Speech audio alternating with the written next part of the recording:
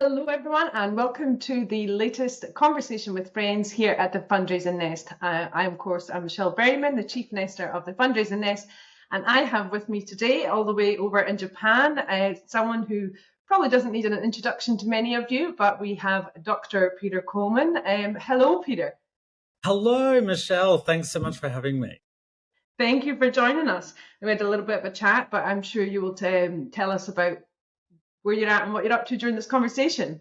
So rather than introduce who you are and what you do, I'd like you to tell our audience today, who is Peter Coleman and what do you do in our sector? Yeah, so I'm Peter Coleman. I've been in the not-for-profit sector in the fundraising sector, for just tipped over 17 years. This month actually was when I Yeah, started, and I started as a face-to-face fundraiser. I'd finished my PhD. The last 6 months, I had no scholarship anymore, so my husband wasn't earning a lot of money at the time, and so we were broke. I had to get the first job I could get. I got a yeah, job, and it was this fledgling company that had just started in Australia, called Public Outreach, doing face yeah, to face. I was their first full time hired face to face fundraiser. And then I ended up, I was just doing it as an interim thing, and I ended up staying there for 10 years. And I ended up becoming managing director of Public Outreach, which is phone and face to face fundraising. yeah. Then I left. I sort of was a few years in the wilderness, and then I ended up partnering with Paul Tavagis and Adam Watson. We're fundraising partners, Yeah. who are regular giving consultants, and then that evolved into a partnership with Fee McPhee and the team at Slingshot with the benchmarking project. So now I would say my main job is looking after all the fabulous members of the benchmarking project community. Yeah. And the benchmarking project is an organization dedicated to sharing insights and data analytics to help our members improve their fundraising programs by benchmarking, 55 at the moment, data providing charities, Yeah. and identifying trends, seeing what's going on in the market, finding out what's working, what isn't working, and using, analytics, data, facts to To help back it up. improve programs. Yeah. Totally. We might come back to the benchmarking stuff because it is exciting and you guys have done some, the growth in there is pretty incredible and ran by a fabulous bunch of humans.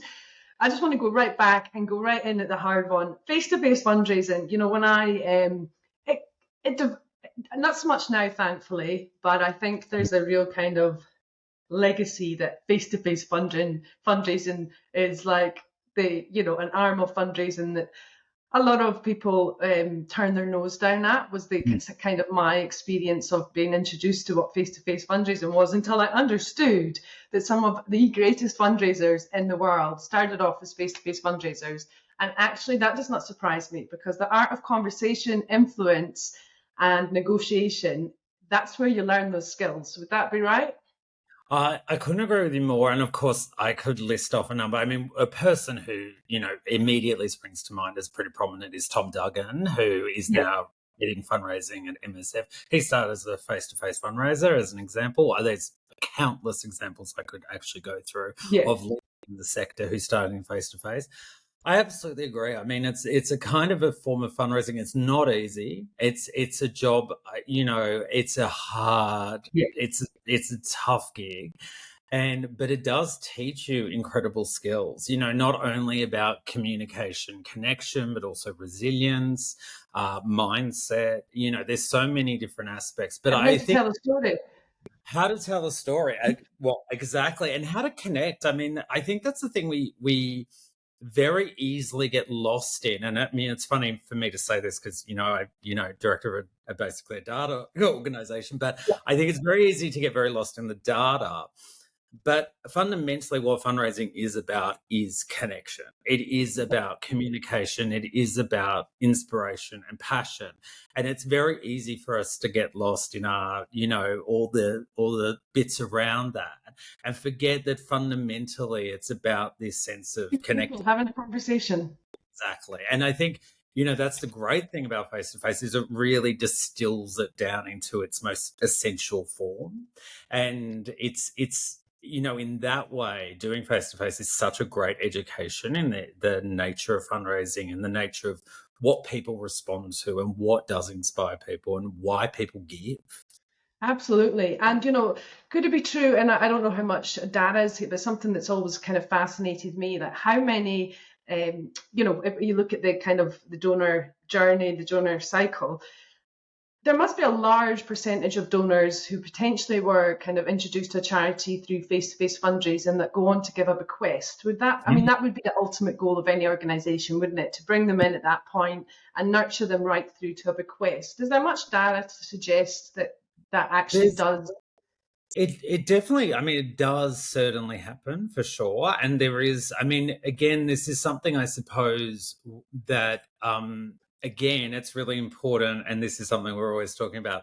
Data collection makes it, and data tracking makes it difficult to make definitive statements around those kind of things, because oftentimes I think there's a lack of continuity between the different departments, and you can have segregation between different forms of fundraising, which makes it difficult to really track that. So I think we're really, very encouraging of how you're recording your data, how you're tracking your donors, tracking moves management and all the different departments working collaboratively, because I Yeah, think that you're quite right. Like, it's an amazing source of new donors to an organization, but then how you engage with them, steward them, connect them, move them through their life cycle, it's a different question. And because oftentimes we're working to, charities are working to 12-month budgets or trying to very much look after their own department,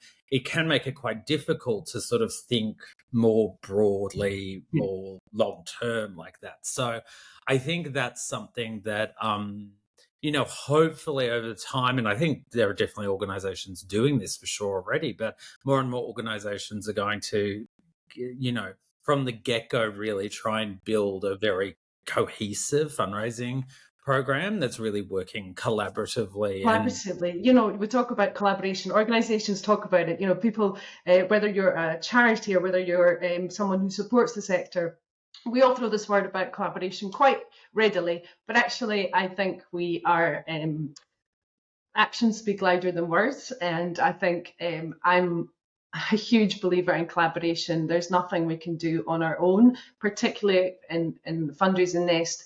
We exist to support fundraisers, and the more kind of people that can bring the knowledge to share.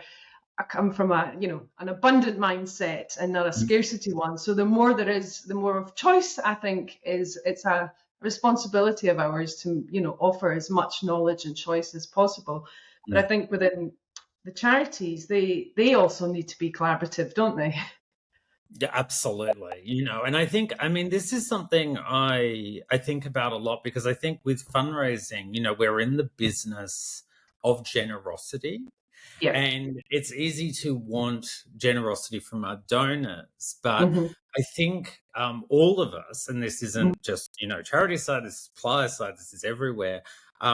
We need to keep in mind perpetually how we're embodying generosity in everything Yeah. we're doing, and how are we being generous in our collaborations with others? Are we being generous in the information we're sharing? Are we being generous in how we're operating? Yes. And I think that's a fairly key part of the equation. And I think, fundraising really thrives in a generosity based environment, is what Yeah, I and would that say. generosity comes, I think, as well from learning that we don't all get it right. I've made a few mistakes, and the biggest learnings are in your mistakes. So But when when you have, but when you build good relationships, that's where that forgiveness should come in slightly and be like, it's the intent behind what we are trying to achieve. People have to remember, and I think that can often be the misconception, is the intent. And then when we all make mistakes, our organizations, individuals, and I think it's that's where you have to be generous towards each other as well. Is what was the intent behind that? And I think that is where you learn. Oh, absolutely. And I think also that's I think organizations that really thrive fundraising have the attitude from board down of having the generosity to let people test and Yeah. try and fail, and like to have the room. And I know it's difficult. Obviously, you've got budgets. Yeah. It's crunch time for a lot of organizations, but I think the ones that really thrive do have the leeway to experiment and try new things. That's where we discover so much. Yes, I love a phrase from Ken Burnett that says fundraising has two eyes, and they should stand for innovation and innovation. Oh God, I've never forgot something. They should not stand for irritation and imitation, but it should stand for inspiration and innovation. Um, which I love it. That we can. The key to success, I think, is being inspired by our peers, but not imitating. It's about putting your own twist on it and being innovative with, and not irritating. So I think if we can all kind of do that, we might kind of find a good sweet spot for learning and sharing in a way that's unique to us. Yeah, absolutely. Yeah, for sure. So, looking back to inspiration, people inspire people. It's kind of the biggest motivation for me setting up what we are doing here. I've done most of my learning, definitely not academic. You are on the whole other opposite spectrum to me. Your like brain works in academia. Mine's is very strict. I absorb things from people. Um, so many people have inspired me along the way. I know you were a huge support to me during COVID, a huge support. Our often weekly catch ups saved my soul many a time. And so you would be an inspiration for me. But can you kind of look back on your time, maybe not even as a fundraiser, but who's inspired you to kind of and shaped who you are as a person today? Well, I think the person that comes to mind immediately is my husband. Like Yeah, he's been just an incredible inspiration to me always, and yeah, been so supportive of me in so many different ways. And I think of a lot of the people I work with, I'm so lucky. I work with the three directors of the benchmarking project, Fee, Paul, and Adam.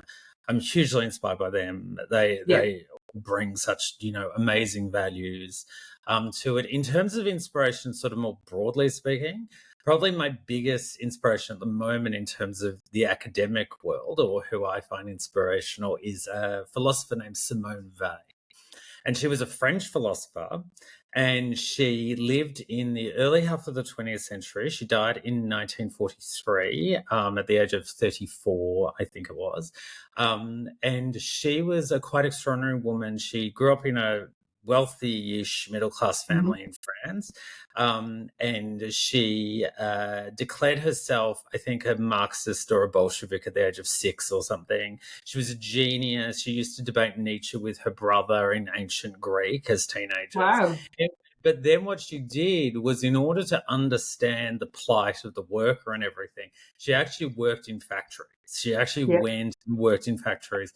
And she also tried to volunteer at the in the Spanish Civil War, but she had Wow. terrible eyesight issues and she was very clumsy and hapless. And they were like, Simone, you can't use a gun. You're going to Can't kill us. fire a gun. Yeah. She ended up, I think she was only there for 10 days, and she tripped into a vat, like a bowl of boiling oil on the ground, and she had to be Wow. shipped home.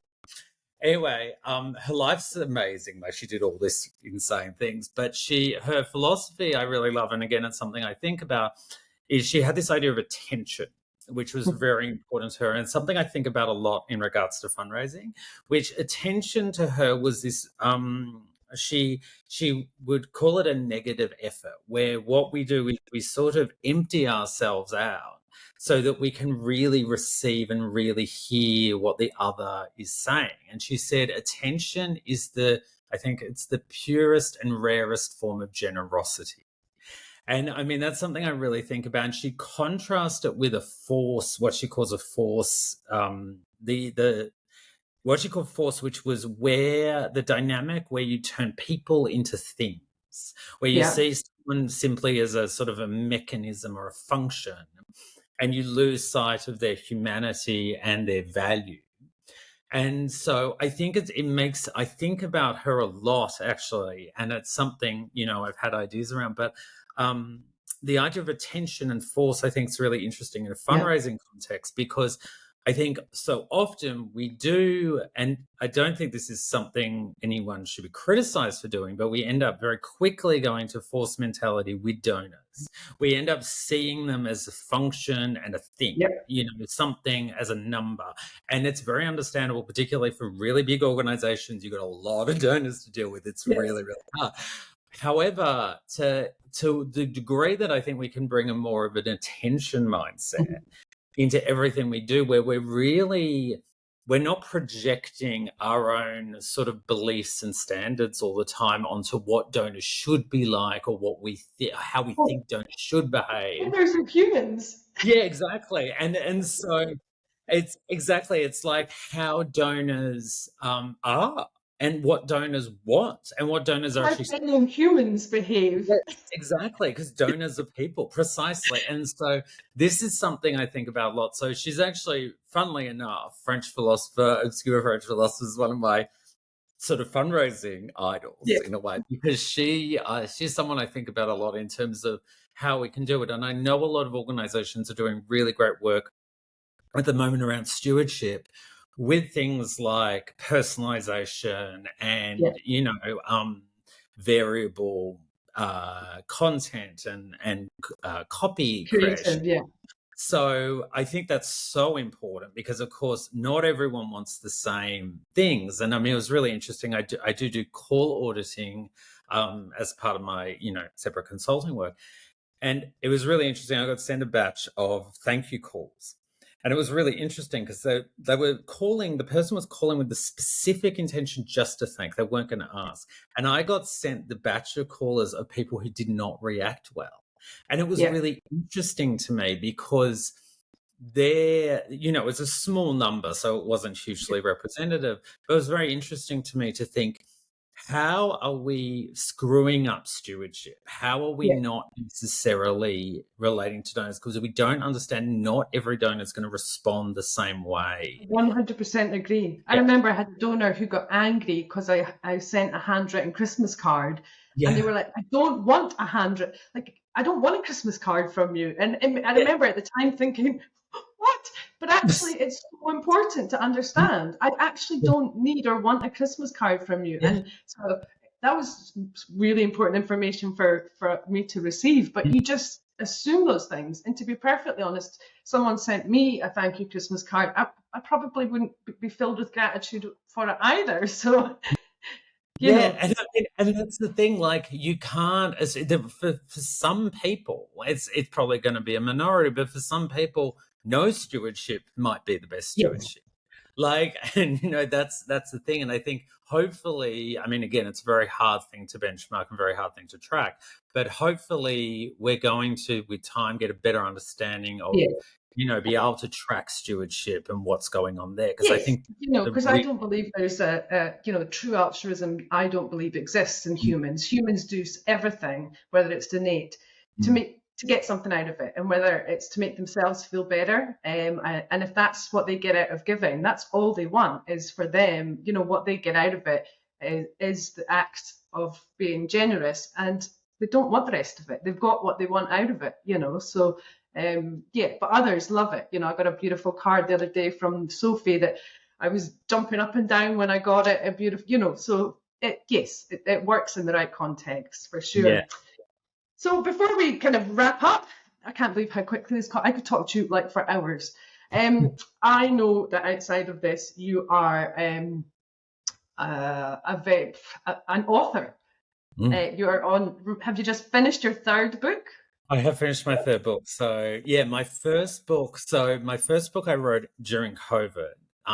It was a memoir of me with my friend Matt Fowles, and it got picked up by publishing house called Firm Press. They're a really good Aussie publishing company, and they picked it up, and that's sort of that came out mid 2022. Weekends with Matt. And then I just after that, I got another book deal Very funny. The second one was pitched almost as a joke. So a good friend of mine is a witch, and she runs a witchcraft store in Melbourne. I'm not a witch myself, just in case Yeah. anyone was wondering. But I would always go into Tahani and joke with her that she was doing her dark arts and crafts. And she, anyway, I was talking to my publicist at Firm Press, and I said, I always thought it'd be great to write a witchcraft book called Dark Arts and Crafts. I think it's a hilarious title. Yeah. And she said, that's actually a good idea. Let me pitch it. And I thought, oh, this won't come to anything. I'd pitched them all these ideas that they rejected. Yeah. And then, it got picked up. So then suddenly I'm writing this, I'm researching all this witchcraft stuff, blah, blah, blah. And I wrote it in quite a, funny tone, and I tell funny stories. And then I got contacted, and they wanted a book for their Father's Day catalogue. So they contacted me mid-October. I had to get it in by mid-February. So 4 months to write 65,000 word books. So that was insane, but got it done. And that's actually coming out end of July. And it's a Father's Day. It's called Australia's Most Bizarre Crimes. And it's all crazy, ridiculous, hilarious Aussie crimes throughout the years. I've seen the cover and it looks awesome. It looks fabulous. A fantastic string to your bow, an author. And of course, you are right now. You're in Japan. You've been in Japan for a few months. Is that right? Yeah, I'm living here for 3 months at the moment. So my husband and I are just sort of living the life at the moment, and just enjoying the world, which is great. Yeah. And it's great that we can work like this now, and do the fabulous digital nomad life. It's amazing. Okay, before we wrap up, quick fire this or that. Mike, tell us a bit more about Peter Coleman. Are you ready? Yes. Mountains or beaches? Mountains. Introvert or extrovert? I'm an extroverted introvert, I would say. Yeah. Movies or books? Books. Tea or coffee? Coffee. Cats or dogs? Love cats, but dogs. Morning bird or night owl? Morning. Camping or hotels? Hotel. Phone call or texts? Phone call. Pizza or curry? Pizza. And finally, Marmite or honey? Honey. Honey, definitely. Fabulous. Yeah. Peter, it has been wonderful catching up with you today. Thank you so much. As I said, we could talk forever, and hopefully we will. This won't be the last time we have a conversation. Everyone, jump on the Benchmarking website. It actually is a marvelous project to be part of. The insights and the advancement and the learning that will give your organization. Look, it's a no-brainer. So when we share this video, I will share the links to the Benchmarking project and Pete's books as well, if you want to read about witchcraft, wine, or crime. That rhymes. Witchcraft, wine, and crime. Yeah, absolutely, for sure. Fabulous. Okay, until next time, we will see you later. And thank you for joining us on the Conversation with Friends. Yeah, thanks so much. Bye. Bye. Right, if you just stay there, I forgot to tell you, you need to stay on after.